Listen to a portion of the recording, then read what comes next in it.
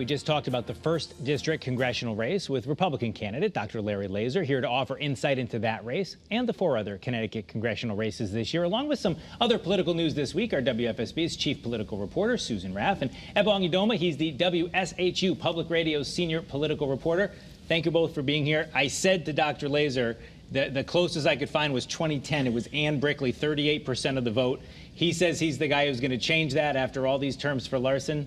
Does he have a chance? Larson hasn't had any primary opposition in, what, 20 years.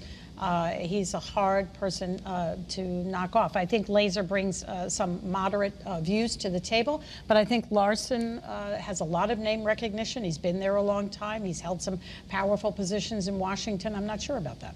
Well, I was talking to Laser a bit earlier, and he said a year and a half ago when he decided to run, it looked much better than it does right now. However, he's still committed to the race, and he feels that Lawson has been around too long, and there needs to be a challenge. So I know in talking to you guys before we started, that's not where you think we should be focusing, is on the 1st District. It's the 2nd and the 5th. Let's go numerically. So let's start in the 2nd District. Joe Courtney, he has a challenger, and the challenger might have some money behind him. Right. Interesting new developments this week. For the 2nd time in about 6 months, RNC Chairwoman Ronna McDaniel comes back to Connecticut. They're pumping a lot of money into Connecticut, and they feel that the 2nd Congressional District and the 5th are vulnerable, and they have a shot at that. I think when it comes to Jahana Hayes, yes, I think there's some vulnerability there. I'm not so sure about Joe Courtney. I think he's really well liked in that part of the state. He's brought in a lot of military contracts, right? So I'm not sure that he's as vulnerable, but that they see it as such, and they are pumping money in. Yes, they're pumping a lot more money into Logan than they are to France, and they've been putting money into the Logan campaign for a while now. However, he's still far behind Hayes when it comes to money. She's also got national Democrats putting money into her race. She's had close encounters in the past. I remember it took a while before her race was declared 2 years ago. So right off the bat, she was looked as a vulnerable seat. However, national politics are going to play a role in this race, so I'm not too sure that it'll be enough to get Logan over the top, but if anyone has a chance, it would be Logan in the 5th. So you think of the two, Mike France, George Logan, you think George Logan has the better shot of upsetting the incumbent? I would say so. I thought what was also interesting at the RNC, so Leora Levy spoke at that, you know, and that's certainly a well-talked-about race, highly publicized. But what's interesting, and I have learned this in the last couple of weeks, people really liked Themis Claridis. They wanted to vote for her.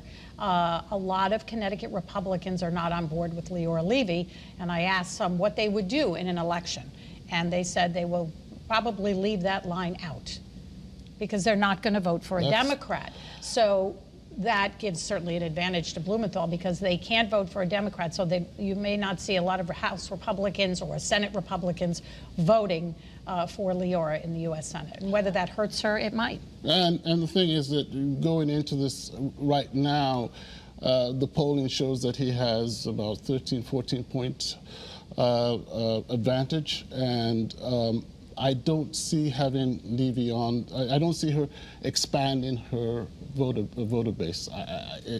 She hasn't. The issues that she's taken on, we have issues like a lot of the things like school, the whole school issue in Greenwich, discrimination in hiring in Greenwich, and she's also pushed economic issues, but it seems the social issues are her forte. And I don't think that will carry her through, especially with the abortion issue being on the ballot and the guns issue being on the ballot in Connecticut. We had talked in a previous interview we all did talking about this, about the idea that she's not doing what many Republican challengers have done, which is playing to the middle. She's for sure playing to the base. She says, this is where I'm at. But that sort of raises an interesting thing there, Bong, is that at that point, you're probably not going to change a lot of minds, right? If you're going to the core Republican she's base. You've got to get to You're not going to independents. recruit new voters there. Yes, you've got to go to the independents. That's what makes the difference in Connecticut elections. And the more registered unaffiliated voters than Republicans or Democrats. So you have to reach out to be able to win a statewide race.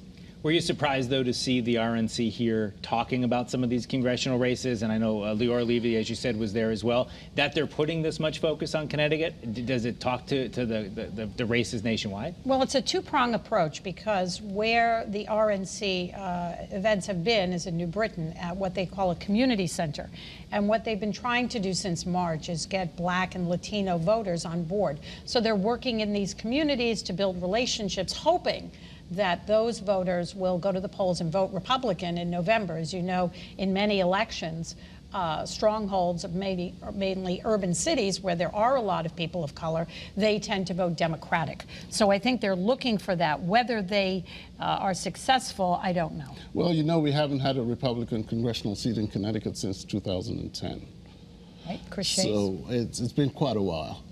And so there might be an opportunity, but the national politics is playing such a role in these midterms that I am not too sure that this will be the time. I do want to talk about the other big news from this week. The injunction request from the Stefanowski campaign against the Independent Party was turned down by Judge Cesar Noble, saying that it did not meet the standard to have that injunction in place. So that's going to mean what we kind of knew, one line for Stefanowski, 3 lines for the sitting governor he's challenging. What does that mean in the race? Historic for Governor Lamont, right? I think it's the first time in 100 years that any sitting governor has gotten endorsed by 3 parties. I was in the courtroom, and I'm not surprised necessarily with the outcome. It all comes down to the fact that Stefanowski claimed that the Independent Party did not have ranked choice voting in their bylaws, and they don't. But the point is, it's been established practice for over 20 years, and it's actually how Stefanowski won the independent nomination in 2018. So he lost that nomination now, and he's upset about ranked choice voting. So I'm not surprised by that. And the other thing that Ibang and I talked about, it's not that he fought this battle to try to get on the ballot. He fought this battle to get Rob Hodeling, the independent candidate, off the ballot. So that doesn't necessarily play out well. When you're trying to knock off the person who's a member of the party off the ballot and get onto the ballot from another party, it's a tall order. So do you think we only have about 30 seconds left, but do you think it'll have an effect come November? It could. I think, Lamont's going to be on it 3 times, Stefanowski once. I mean, will independents vote for Rob Hodeling? Maybe.